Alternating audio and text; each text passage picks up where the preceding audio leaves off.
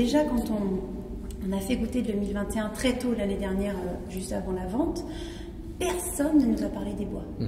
On n'a pas eu un commentaire ou une allusion au boisé. Donc quand on commence à vous parler des vins, à en faire des commentaires sur leur niveau d'acidité, la perception des tanins, la robe, les arômes, ce qui est normal quand on décortique un vin si jeune aussi, c'est les échanges qu'on fait, il n'y a aucun moment où on a parlé du bois. Ouais. Voilà, bon, ben, ça veut dire quelque part pari gagné. Et le bois va faire son œuvre tranquillement.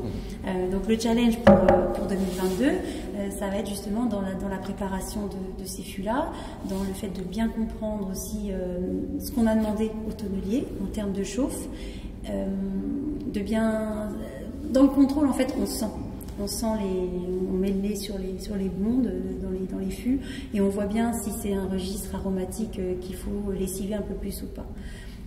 Et on va savoir quel cuve on va mettre dedans aussi. C'est sûr que si vous prenez les avaux, le clos des avaux, tout le monde sait. Non, tout le monde ne le sait pas, mais en tout cas, très habituellement, et cette année c'est le cas encore, c'est parmi les plus corsés de nos bons premiers crus. C'est quelque chose, c'est toujours un vin construit, le clos des avaux. Bon, ben, on ne va pas lui mettre un fût qui va surboiser, surtoaster, surtaniser. C'est pas l'objectif. Il faut au contraire un fût qui va lui conférer de la fraîcheur. Donc, charge à nous de préparer ces fûts-là de cette façon-là.